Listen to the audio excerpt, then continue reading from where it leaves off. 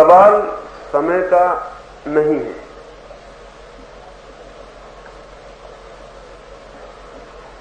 सवाल ये नहीं है कि आप कितनी देर करें, सवाल ये है कि कैसे करें। वो चाहे 10 मिनट हो, चाहे 15 मिनट हो, चाहे आधा घंटा हो, क्वालिटी का, उसके गुण का सवाल ज्यादा महत्वपूर्ण है, परिमाण का और मात्रा का उतना नहीं। लेकिन फिर भी उस पर भी विचार करना चाहिए।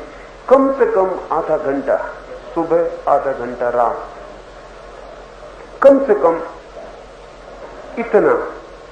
लेकिन ये कोई बिल्कुल रेखाबद्ध नियम नहीं है। ऐसा ना कोई सोचे कि आधा घंटा नहीं कर सकते तो फिर करना ही नहीं चाहिए। जितना भी किया उतना भी सार्थक है। लेकिन आधा घंटा अगर सुबह और आधा घंटे रात किया गया तो परिणाम तीव्रता से होंगे। लेकिन उसमें भी ध्यान समय की लंबाई का कम, ध्यान की गहराई का ज्यादा हो। चाहे 5 मिनट ही हो, लेकिन पूरे प्राण लग के होना चाहिए। नहीं तो आधा घंटे भी आदमी बैठा रह सकता आंख बंद करके। कई लोग मंदिरों में बैठे ही हुए हैं, जिंदगी भर से बैठते जा रहे हैं, कहीं कुछ नहीं हुआ है, तो सिर्फ समय पूरा कर देते हैं। घड़ी देखकर आधा घंटा पूरा कर दिया, वापस उठ के आ गए। मात्रा पर बहुत ध्यान न हो, उसका उपयोग तो है ही, क्योंकि समय के बिना क्या होगा। आधा घंटा और आधा घंटा, 1 घंटा 24 घंटे में ध्यान के लिए खोज लेना।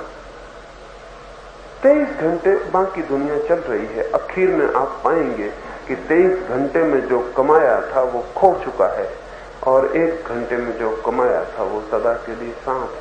आज लगेगा कि 1 घंटा, क्योंकि हमें पता नहीं कि ध्यान से कौन सी संपत्ति मिलेगी। तो 1 घंटा कम से कम। और समय भी अपने लिए चुन लेना चाहिए। ऐसे सामान्यतया सुबह जागने के बाद जितने जल्दी हो सके उतने जल्दी स्नान वगैरह करके बैठ जाएं तो फायदे का है। क्यों? क्योंकि रात भर चेतना विश्राम कर लेती है, सुबह ज्यादा ताजी होती है, ज्यादा प्रफुल्ल होती है और जल्दी से शांत हो सकती है। अभी दिन का काम शुरू नहीं हुआ, उसके पहले ही ध्यान कर ले। फिर इस ध्यान का परिणाम दिन के काम पर भी पड़ेगा, क्योंकि जो आदमी सुबह उठ के आधा घंटे ध्यान से होकर गुजरा है, वो अपनी दुकान पे वही आदमी नहीं हो सकता जो बिना ध्यान के दुकान पे आ गया। इन दोनों आदमियों में फर्क होगा, इनके भीतर की झलक में फर्क होगा, इनके व्यवहार में फर्क होगा। तो 24 दिन का जगत शुरू हो, उसके पहले आधा घंटे, जैसे हम स्नान करके आते हैं एक ताजगी लेकर, ऐसे ही भीतर के स्नान को करके भी आए तो एक भीतरी ताजगी लेकर आएंगे, तो वो दिन भर के काम को प्रभावित करेगी। तो सुबह का जागने के बाद जितने जल्दी हो सके, और रात्रि में सोने के समय, बस आखिरी समय जब सोने लगे तब ध्यान, और फिर बिल्कुल सो जाएं। ये 2 संध्या काल हैं, जब सुबह हम जागते हैं सोकर तब, और जब रात्रि हम जाग के पुनः सोते हैं। इन दोनों स्थितियों में चेतना की अवस्था बदलती है। जागने से जब नींद में चेतना जाती है तब पूरी स्थिति बदलती है मस्तिष्क की, और सुबह भी जब नींद से हम जागते हैं तब भी पूरी स्थिति बदलती है। ये जो संक्रमण काल है, इनमें ही अगर ध्यान का बीज बो दिया जाए तो वो सर्वाधिक महत्वपूर्ण है, क्योंकि उस वक्त चेतना संक्रमण में होती है और उन जगहों पर पहुंचती है जहां सामान्यता नहीं पहुंचती। जैसे रात आप सोने गए हैं, जब आप सोते हैं तो धीरे धीरे धीरे जागरण खोता है, निद्रा उतरती है, और एक क्षण होता है जो आपने अगर गौर किया होगा तो आपको पता पड़ जाएगा। एक क्षण होता है, उसके पहले आप जागे हुए थे, उसके बाद आप सो गए। एक बारीक क्षण आएगा बीच में जहां से दरवाजा है, जागरण नींद में प्रवेश करता है, होश बेहोशी बनता है। उसी द्वार पर अगर ध्यान की वृत्ति रही तो वो वृत्ति नींद के साथ ही सरक जाती है अंदर, और पूरी रात की निद्रा में ध्यान की अंतर्धारा बहने लगती है। वो द्वार खुलता है उसी वक्त। जैसे ये द्वार बंद है और कोई इसके भीतर जा रहा है, द्वार खुला, उसी के साथ आप निकल गए तो आप द्वार के भीतर हो गए, फिर वो द्वार बंद हो जाता है। तो चेतना का द्वार निद्रा के लिए खुलता है। कॉन्शियस माइंड, चेतन मन सोता है, अचेतन जागता है। उस क्षण चेतना में एक नई स्थिति, एक नया द्वार खुलता है। उस द्वार पर आप जो भी भाव लेकर जाएंगे वो रात्रि भर आपकी चेतना की संपत्ति बना रहेगा। इसलिए विद्यार्थी जब परीक्षा देता है तो रात भर नींद में परीक्षा देता रहता है। उसका कोई और कारण नहीं, वो पढ़ते ही पढ़ते सोता है, परीक्षा ही परीक्षा सोचते सोता है, वो परीक्षा ही नींद में प्रविष्ट हो जाती है। वो रात भर परीक्षा दे रहा है, रात भर उसका परीक्षा का काम चल रहा है। दुकानदार दिन रात रुपए गिनते गिनते सोता है, वो रात भी सपने में वही गिनता रहता है। सुना ही होगा ना कि कपड़े वाला है तो रात चादर भी फाड़ देता है, नींद में कपड़ा फाड़ देता है, किसी को बेच रहा है। नींद में हम वही कर रहे हैं जो अंतिम क्षण में हम कर रहे हैं। आपने अगर ख्याल न किया हो तो करना, सोते समय जो अंतिम विचार होगा, जागते समय वो प्रथम विचार होगा। क्या मतलब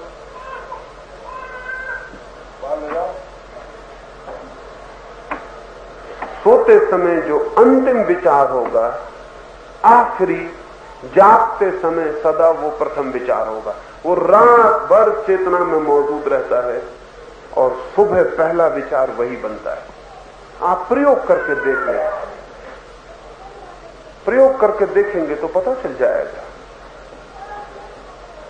इसलिए रात्रि का अंतिम विचार जितना शांत, मौन, आनंद का हो उतना ही अच्छा है। रात की अंतर्धारा उससे जुड़ी रहेगी। इसलिए रात को जो ध्यान करके सोता है वो एक अर्थों में धीरे धीरे अपनी पूरी निद्रा को ध्यान में परिवर्तित कर लेता है। अब इतना समय किसी के पास नहीं कि 6 घंटा ध्यान कर सके, लेकिन 6 घंटे हम सोते तो हैं। और अगर सोने की पूरी स्थिति ध्यान बन जाए तो हम 6 घंटे ध्यान के लाभ को उपलब्ध हो जाते हैं। तो रात के आखिरी क्षण ध्यान और सुबह के प्रथम क्षण ध्यान, ये 2 समय खोज लें तो बहुत अच्छा है। किसी के पास और समय हो और कभी भी खोज सके तो 10-5 मिनट के लिए कभी भी खोज ले। एक बात स्मरण रखना, ध्यान में अति कभी नहीं हो सकती। आप कितना ही करो वो ज्यादा कभी नहीं हो सकता। आप ज्यादा कितना ही करो वो ज्यादा नहीं हो सकता। शांति में कोई अति हो सकती? क्या हम कह सकते हैं कि एक आदमी अति शांत है? तो नहीं कह सकते। शांति में कोई अति की सीमा नहीं है। ध्यान में भी अति की कोई सीमा नहीं। तो अति की चिंता ही मत करना। जितना समय जब मिल जाए और जब कला पूरी ख्याल में आ जाती है ध्यान की, तो आप बस में बैठे हैं, आंख बंद कर लें। क्या फिजूल लोगों की बातें सुन रहे हैं और बाहर का रास्ता देख रहे हैं, क्या फायदा है? आंख बंद कर लें, बस में 2 घंटे बैठे हैं, उन 2 घंटों को ध्यान में विलीन करने की कोशिश करें। दफ्तर में बैठे हैं, कोई काम नहीं है, वेटिंग रूम में बैठे हुए हैं, बाहर कोई काम नहीं है, तो फिजूल कुछ करने की बजाय उचित है आंख बंद कर लें। तो अकारण व्यर्थ देखने से बच जाएंगे, व्यर्थ सोचने से बच जाएंगे, व्यर्थ सुनने से बच जाएंगे, और उतने समय को उस काम में लगा देंगे जो कि अंतिम रूप से अर्थपूर्ण। और अगर एक आदमी सिर्फ बेकार खोने वाले क्षणों को भी ध्यान के लिए दे दे तो पर्याप्त है, एकदम पर्याप्त। एक आदमी ट्रेन में बैठा हुआ है, दिन भर ट्रेन में बैठा रहता है, तो वो एक ही अखबार को बार बार पढ़ता रहता है। मैं रोज देखता हूं ट्रेन में, वो आदमी उस अखबार को कई दफे पढ़ चुका है, लेकिन अब क्या करे, वो फिर उसको ही पढ़ रहा है। उन्हीं गीतों को कितनी बार सुन चुके हैं, फिर रेडियो खोल के उन्हीं को सुन रहे हैं। उन्हीं बातों को कितनी बार कर चुके हैं, फिर उन्हीं बातों को कर रहे हैं। अगर एक आदमी दिन भर में ख्याल रखे कि जो बातें मैं कर रहा हूं ये कितनी बार कर चुका हूं, और अगर ये ख्याल रखे कि जो बातें मैं कर रहा हूं इसमें से कितनी हैं जो बिना किए काम चल जाएगा, तो मुश्किल में पड़ जाएगा। हैरान होगा कि मैं 100 में से 98 बातें तो व्यर्थ ही बोल रहा हूं। आप टेलीग्राम देते हैं तब कैसा एक एक शब्द काटते हैं, इतने से काम चल जाएगा, इतने से काम चल जाएगा। 8 या 10 शब्द पर्याप्त हैं। 10 शब्द में आप उतनी बात कह देते हैं। अगर आपको चिट्ठी लिखवाई जाए तो आप 2 पन्ने लिखेंगे और 10 शब्दों में वो बात हो जाती है, और चिट्ठी से ज्यादा तेजी से हो जाती है, क्योंकि 10 शब्दों में सारी शक्ति सिकुड़ जाती है। इसलिए टेलीग्राम उतना प्रभावी है, और चिट्ठी लंबी होकर वही बात तो फैल जानी है, वो 2 पन्नों में फैल जाएगी, उसका प्रभाव भी कम हो जाने वाला। आदमी को बोलने में, सुनने में, चलने में, फिरने में, सब में टेलीग्राफिक होना चाहिए, ताकि जो समय बच जाए वो ध्यान में लगा दे।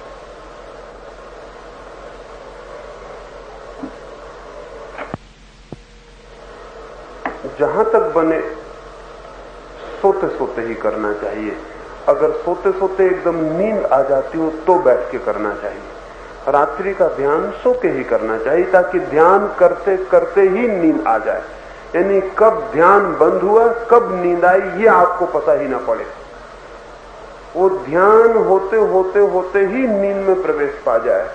तो लेट के ही करना चाहिए। बैठ के करिएगा तो फिर लेटना पड़ेगा, वो लेटने से बाधा पड़ेगी, उतना व्याघात हो जाएगा, उतनी दूरी हो जाएगी। ध्यान खत्म हुआ और फिर सोएंगे आप, इसलिए लेट के करना चाहिए। सिर्फ एक हालत में भर, अगर किसी को ऐसा लगता हो कि लेटते ही नींद आ जाती हो, कर ही ना पाता हो, तो 2-3 महीने बैठ के करना चाहिए, फिर धीरे धीरे लेट के करना चाहिए।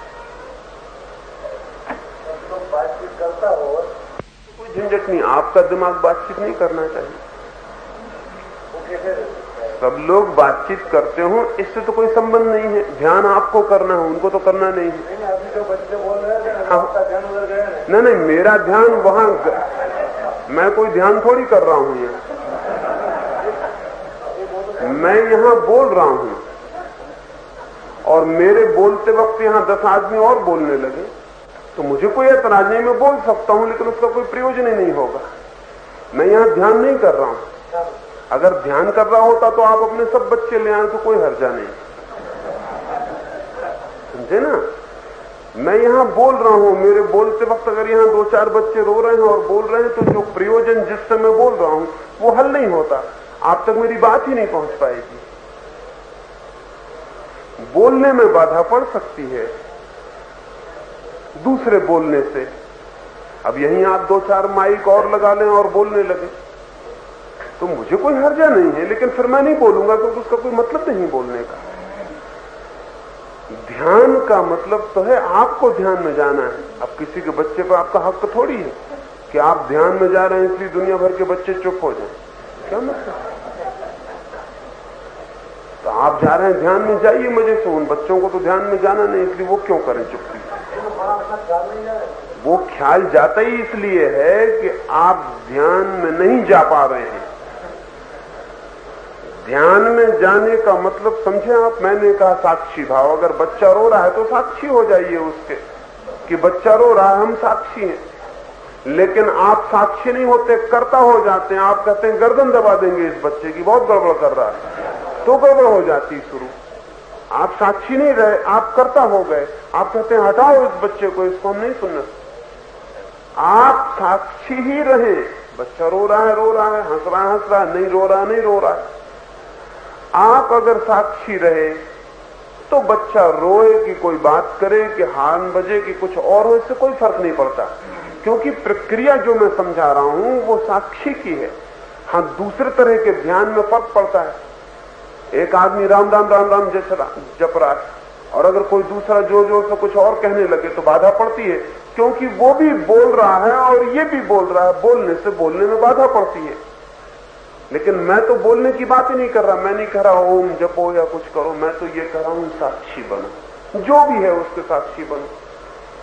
अगर तुम्हारे भीतर अशांति आ जाए तो उसके भी साक्षी बनो, साक्षी ही बनते चले जाओ, जो भी हो उसके साक्षी बनते चले जाओ। इसका अंतिम परिणाम ध्यान होगा। इसलिए दुकान पे बैठ के कर सकते हो, बस में कर सकते हो, कोई हिमालय जाने की जरूरत नहीं है, सड़क पे बैठ के कर सकते हो, बल्कि बड़ा मजा आएगा सड़क पे बैठ कर करोगे तो पता चलेगा कि अपना मन कितना अजीब है, जरा भी साक्षी नहीं होता, फौरन कहता है इसकी गर्दन दबाओ, उसको रोको, इसको नहीं बोलने देंगे। हमारा मन वो कहता है। बिल्कुल हो सकती है, अब भी हो सकती है, थोड़ा प्रयास करने की बात। मैं एक गांव में एक रेस्ट हाउस में ठहरा हुआ था और मेरे साथ एक उस प्रदेश के एक मिनिस्टर भी ठहरे हुए थे। रात हम दोनों लौटे सोने के लिए, तो मैं तो अपना सोने की चला गया। वो कोई 15 मिनट बाद उठ के आया, मुझे हिलाया कि आप तो सो गए, मुझे नींद नहीं आती, बड़ी मुसीबत में पड़ गया हूं। वो रेस्ट हाउस के आसपास सब कुत्ते इकट्ठे हैं गांव, वो बहुत शोरगुल मचा रहे हैं। वो उनकी आदत होगी रोज इकट्ठा होने की, तो वो 2-4 दफे जाके उनको भगा भी आए हैं बाहर, लेकिन उनको भगा है तो वो और 2-4 को बुला के लौट आए हैं। तो कुत्ता कहीं भगाने से भग सकता, आदमी नहीं भगता, तो कुत्ता कैसे भगेगा? वो सब वापस आ जाते हैं। अब उनकी बेचैनी हो गई, वो कहते मैं सो नहीं पाऊंगा, ये कुत्ते इतने भौंक रहे हैं, शोरगुल कर रहे हैं। मैंने उनसे कहा कुत्तों को क्या पता कि आप यहाँ ठहरे हुए हैं, और क्या संबंध, आपसे क्या लेना देना कुत्तों का, आप मुझे से सोइए,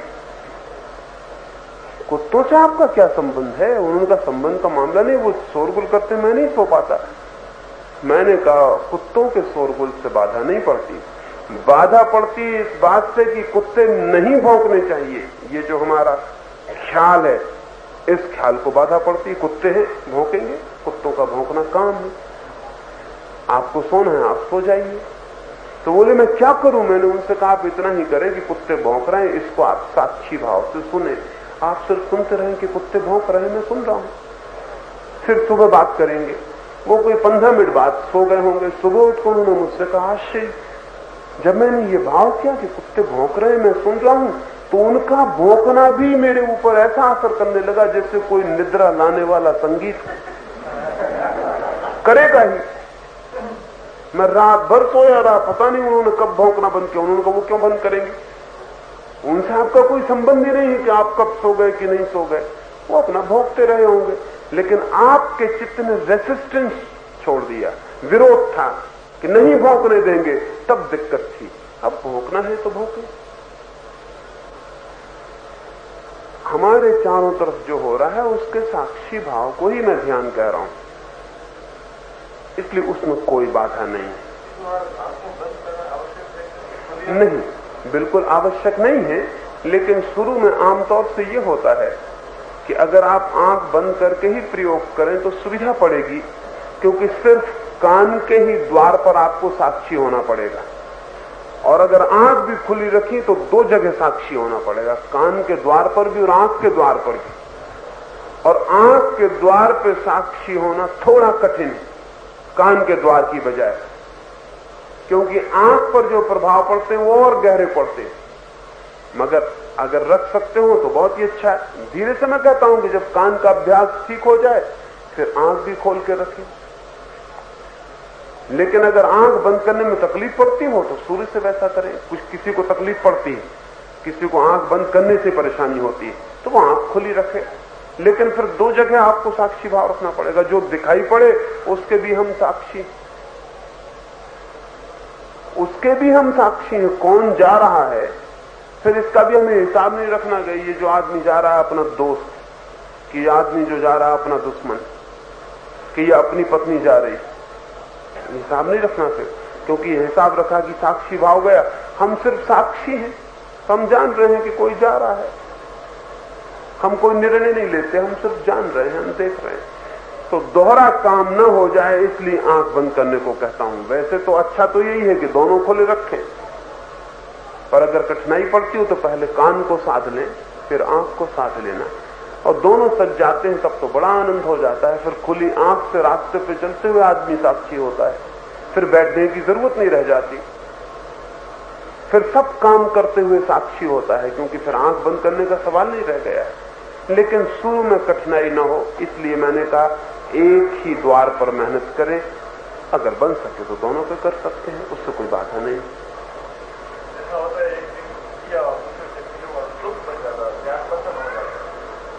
और तुम बनाओगे तो बन जाएगा। एक दिन किया और दूसरे दिन नहीं किया तो अगर इसे दुख बनाओगे तो बन जाएगा, अन्यथा दुख बनाने की कोई जरूरत नहीं है। जितना हो सका उसके लिए धन्यवाद देना चाहिए, जितना नहीं हो सका उसके लिए कोई पश्चाताप की जरूरत नहीं है। क्यों?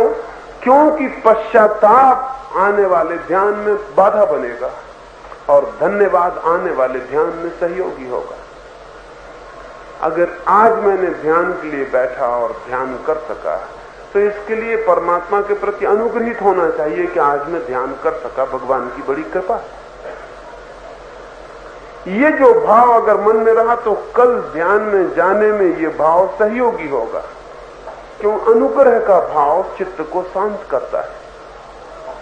और अगर एक दिन ध्यान नहीं कर सके और हम पछताए कि आज बड़ा बुरा हो गया और ये तो बड़ी गड़बड़ हो गई, बड़ा नुकसान हो गया, बड़ी भारी हानि हो गई और चित्त को दुखी किया, तो आज तो नहीं ही किया है, ये दुख की भाव दशा कल भी ध्यान में गहरे प्रवेश नहीं होने देगी।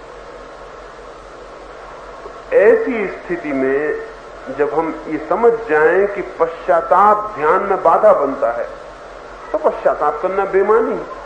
और फिर दूसरी बात यह है कि हर चीज का साक्षी रखना चाहिए। इस बात के साक्षी हम रहे कि आज किया, इस बात के साक्षी हम रहे कि आज नहीं किया। इसमें झगड़ा क्या लेना है? दो फैक्ट्स से हमने देखे कि कल किया था, आज नहीं किया। स्वामी राम थे तो वो तो अपने बाबत थर्ड पर्सन नहीं बोलते थे। वो ये नहीं कहते थे कि मैं, वो ये नहीं कहते थे मुझे प्यास लगी, वो कहते राम को प्यास लगी। वो कहते आज राम एक रास्ते पे जा रहे थे, कुछ लोग मिल गए और राम को गालियां देने लगे। हम खड़े होकर हंसते हैं कि राम को अच्छी गालियां पड़ रही हैं। जब अमेरिका पहली दफे गए तो लोगों ने पूछा ये क्या गौरव धंधा, हम समझे नहीं, आपका मतलब क्या बातचीत, आप ही राम है ना? उन्होंने कहा मैं कहां राम, लोग इसको राम कहते हैं, हम तो इससे पीछे और दूर हैं। तो एक जगह गए थे, राम फंस गए, कुछ लोग अच्छा झगड़ा करने लगे, हम खड़े होकर हंसने लगे। अच्छा फंसा राम, अब दिक्कत में पड़े हैं बेटा, अब निकलते नहीं बन रहा है। साक्षी भाव का मतलब यह है कि वो धीरे धीरे ऐसा गहरा हो जाए कि आज ध्यान करने बैठे ये जाना, आज ध्यान करने नहीं बैठे ये जाना।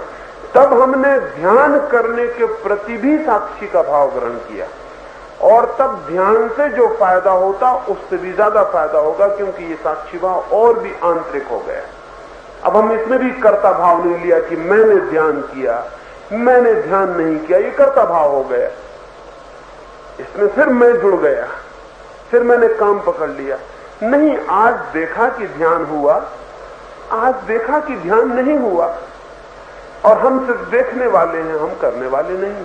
तो फिर जो गति आनी शुरू होगी वो बहुत गहरी होगी और उस तल पे कोई पश्चाताप नहीं है, कोई दुख नहीं है, कोई प्रश्न नहीं। जो हुआ वो हमने देखा।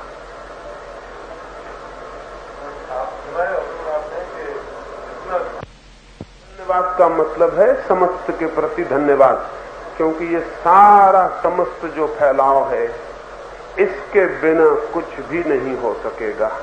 श्वास भी हम नहीं ले सकेंगे। मैं श्वास ले रहा हूं तो ये सारी हवाओं के प्रति धन्यवाद है, वृक्षों के प्रति धन्यवाद है जिनसे ऑक्सीजन बन रही है, आकाश के प्रति धन्यवाद है, तारों के प्रति, सूरज के प्रति, आप सबके प्रति। भगवान से मतलब समस्त, न राम न कृष्ण न बुद्ध, कोई नहीं। जो समस्त फैलाव है, ये जो विस्तार है जीवन का, इसके बिना हम एक क्षण नहीं हो सकते। हम जो भी हैं इसी के द्वारा है। तो जो भी हमसे हो रहा है इसी के सहयोग से हो रहा, अन्यथा नहीं होगा। तो इसके प्रति धन्यवाद। और धन्यवाद के भाव में जोर किसको हमने धन्यवाद दिया इस पर नहीं है, उससे कोई मतलब नहीं। हमने धन्यवाद का भाव रखा, उसका फायदा है। वो कोई है वहां के नहीं, ये मूल्यवान नहीं, ये मूल्यवान नहीं। साक्षी भाव दोहराने की बात नहीं है, रखने की बात है। मैं चूंकि समझाता हूं आपको, इसलिए मैं कहता हूं कि ये भाव कि मैं साक्षी हूं, इसमें दो बातें। ये ठीक सवाल पूछा है। आप अपने मन में दोहराते रहें कि मैं साक्षी हूं, मैं साक्षी हूं, तो ये तो मंत्र का काम बन जाएगा। ये तो धीरे धीरे वैसे हो जाएगा जैसे राम राम राम राम राम राम। आपको ये शब्दों में नहीं दोहराना है कि मैं साक्षी हूं, आपको ये अनुभव करना है कि मैं साक्षी हूं। इन दोनों में फर्क है। जो भी हो रहा है उसके प्रति आपको ये अनुभव करना है कि मैं कौन हूं इसके प्रति, इससे मेरा क्या संबंध है, तो पता चलेगा कि साक्षी का संबंध है। साक्षी का भाव का मतलब साक्षी हूं ऐसे शब्द को नहीं दोहराते रहना है, नहीं तो वो तो एक मंत्र के ज्यादा उसका मूल्य नहीं रह जाएगा। मैं साक्षी हूं, ये मेरी अनुभूति गहरी होनी चाहिए। जैसे अब ये आवाज चल रही, इस आवाज के प्रति मैं क्या हूं? मैं साक्षी हूं। ये भी मैं आपसे कह रहा हूं इसलिए शब्द बना रहा हूं। आपको भीतर शब्द बनाने की भी जरूरत नहीं है, सिर्फ जानने की जरूरत है कि ये मेरी स्थिति है, ये मेरी सिचुएशन है। साक्षी होना मेरी सिचुएशन। खाना आप खा रहे हैं तो एक सेकंड झुक के भीतर देखना चाहिए कि मैं क्या कर रहा हूं, तो आपको पता चलेगा खाना शरीर खा रहा है, मैं साक्षी हूं। ये साक्षी होना एक्सपीरियंसिंग, ये अनुभव बनना चाहिए। ये शब्द का दोहराना नहीं, शब्द का रिपीटिशन किसी काम का नहीं। वो तो मैं आपको समझा रहा हूं इसलिए कठिनाई होती, कि मैं तो सबसे ही समझाऊंगा, आपसे बात मुझे करनी तो शब्द उपयोग लाना पड़ेगा।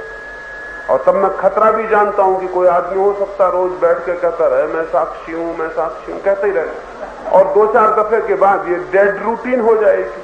उसको पता ही नहीं चलेगा क्या कह रहा, कहता चला जाएगा कि मैं साक्षी हूं, मैं साक्षी हूं। घड़ी देख के आधा घंटे बाद उठाएगा, कोई फायदा नहीं होगा। वो आदमी वहीं के वहीं रहा और आधा घंटा खराब हुआ, और आधा घंटे में उसने जो स्टूपिड काम किया कि मैं साक्षी हूं, मैं साक्षी हूं, इससे दिमाग खराब हुआ। तो अलग शब्द नहीं है सवाल, भाव। जो भी मेरे चारों तरफ हो रहा है उसके प्रति मेरी भाव दशा साक्षी की। ध्यान में लेना क्या?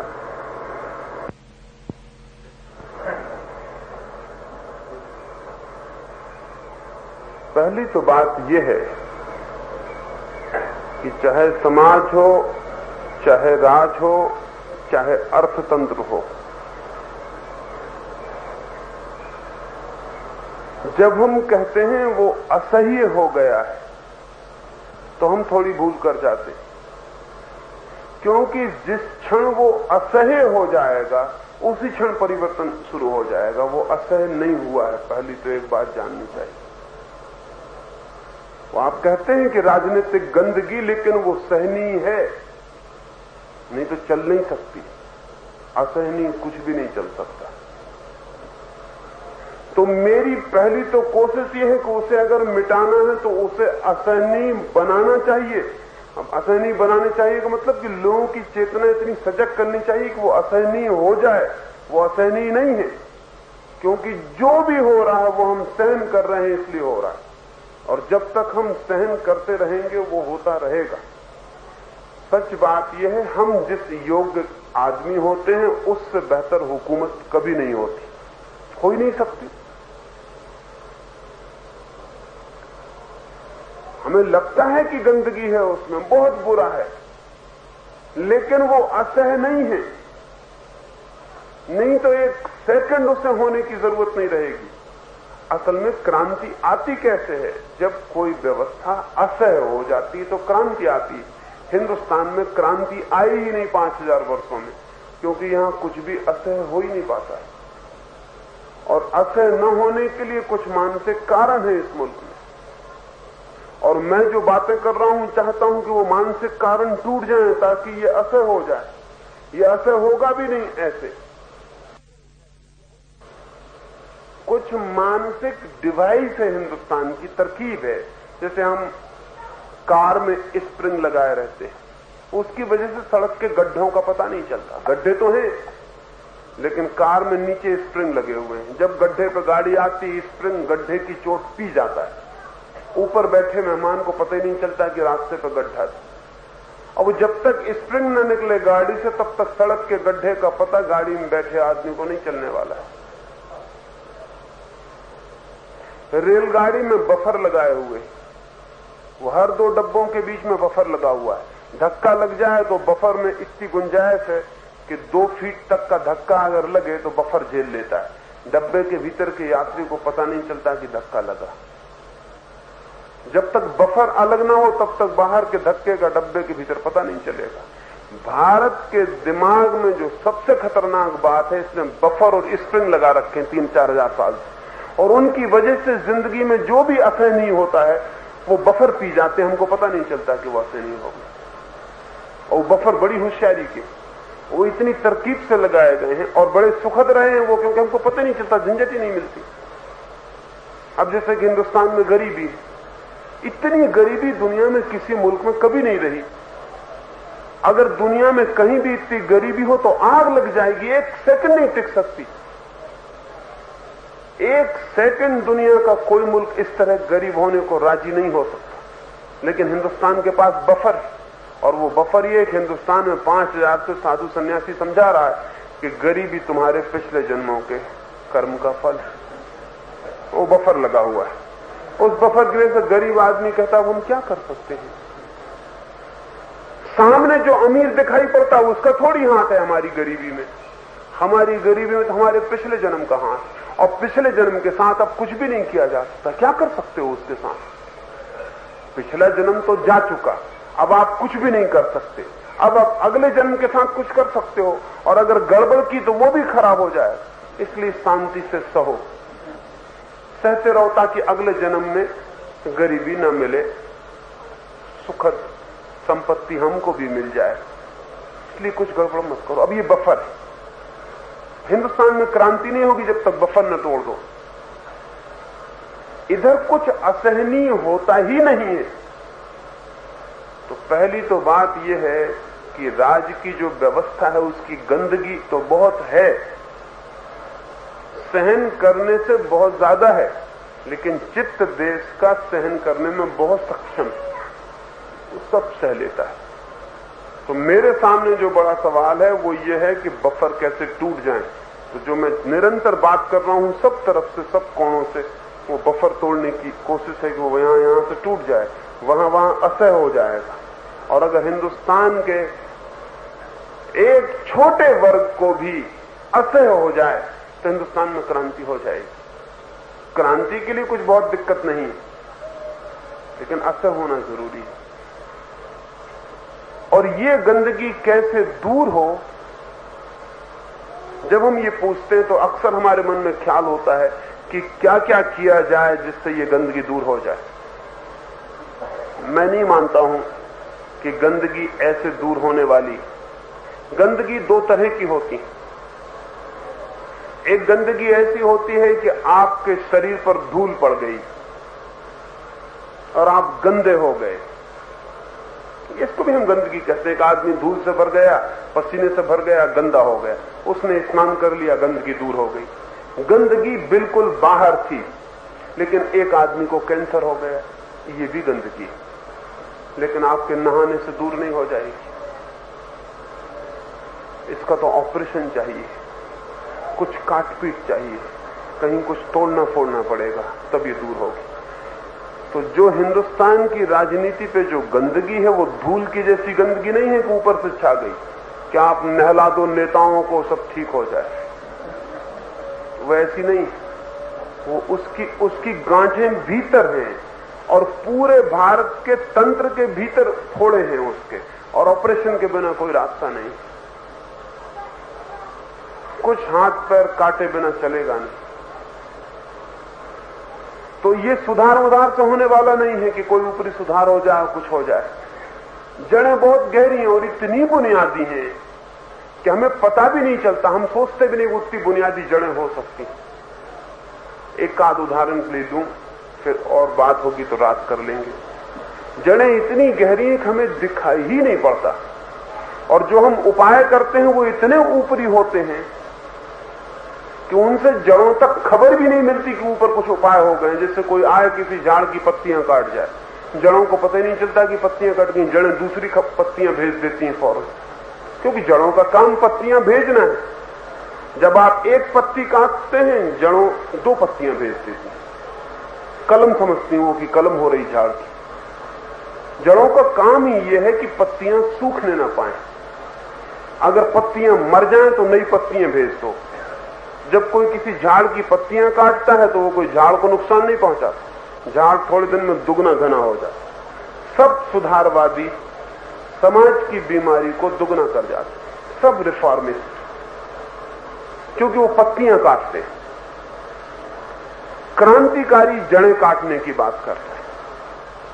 इसको समझना चाहिए कैसा। मैं पिछली बार अहमदाबाद था तो मुझे 2-3 दिन रोज चिट्ठियां आई।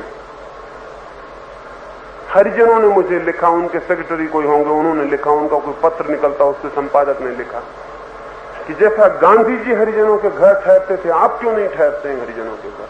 तो मैंने उनको कहा कि तुम सब इकट्ठे होकर आ जाओ तो मैं तुमसे बात करूं। तो वो 10-25 लोग रात को मेरे पास आ गए और मुझसे बोले कि जैसा गांधी जी हरिजनों के घर ठहरते थे, आप भी हम हरिजनों के घर क्यों नहीं ठहरते, आप भी हमारे यहां ठहरिए।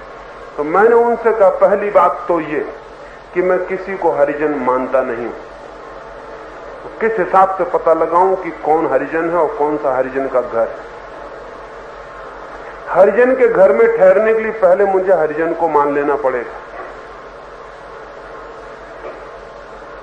मैं घर में ठहरता हूं, तुम कहो कि हमारे घर में ठहरो, मैं चलने को राजी हूं। लेकिन तुम अगर कहो कि हरिजन के घर में ठहरो, मैं चलने को राजी नहीं, क्योंकि मैं हरिजन को नहीं मानता हूं। और तुम अजीब मूड हो कि तुम अपनी तरफ से प्रचार करते हो कि हम हरिजन, हमारे घर में आकर ठहरो। तुम अपने घर में ठहरने की बात करो, हरिजन होने की बात क्यों करते हो। एक तरफ तुम चाहते हो हरिजन होना मिट जाए, दूसरी तरफ तुम हरिजन के लिए रिकॉग्निशन चाहते हो, सम्मान चाहते हो उसके लिए। जो आदमी कहता है हरिजन को घर में न घुसने देंगे, ये आदमी भी हरिजन को उतना ही मानता है उसी आदमी के बराबर जो कहता हम हरिजन के घर में ही ठहरेंगे। इन दोनों में कोई फर्क नहीं। दोनों हरिजन को स्वीकृति देते हैं और जो गहरी जड़ है उसको सींचते हैं, भेद की जो जड़ है उसको सींचते हैं। ऊपर से दिखाई पड़ता है। हरिजनों का नाम था अछूत, उनका हरिजन नाम हो गया। हरिजनों ने समझा कि बहुत बड़ी अच्छी बात हो गई, बहुत बुरी बात हो गई।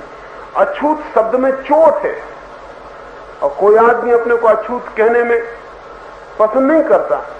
हरिजन में कोई चोट नहीं और आदमी अपने को हरिजन कहने में गौरव अनुभव करता है। ये बड़ी खतरनाक बात है। जैसे किसी बीमारी को हम अच्छा नाम दे दें, कैंसर न कह के कहें कि ये श्रीदेवी इनका नाम है, तो आदमी कहे कि हमको श्रीदेवी हो गई, तो वो है तो कैंसर ही, इससे क्या फर्क पड़ता है। अछूत अछूत है, उसको हरिजन जैसा अच्छा शब्द देना बहुत खतरनाक, क्योंकि हरिजन के अच्छे शब्द के पीछे बीमारी फिर छिप के खड़ी हो जाएगी और वो हरिजन भी आकर के कहने लगेगा मैं कोई साधारण थोड़ी, मैं हरिजन। जड़ें नहीं जाती, पत्ते ऊपर ऊपर से बदलाहट होती है, सब लौट लौट के आ जाता है। और कई दफे ऐसा भी हो सकता है कि वृक्ष बिल्कुल उल्टा हो जाए लेकिन बीमारी जारी रहे। यानी ये भी हो सकता है कि ब्राह्मण शूद्रों की हालत में पहुंच जाएं और शूद्र ब्राह्मणों की हालत में, लेकिन बीमारी वही की वही जारी रहे, उसमें कोई फर्क ना पड़े।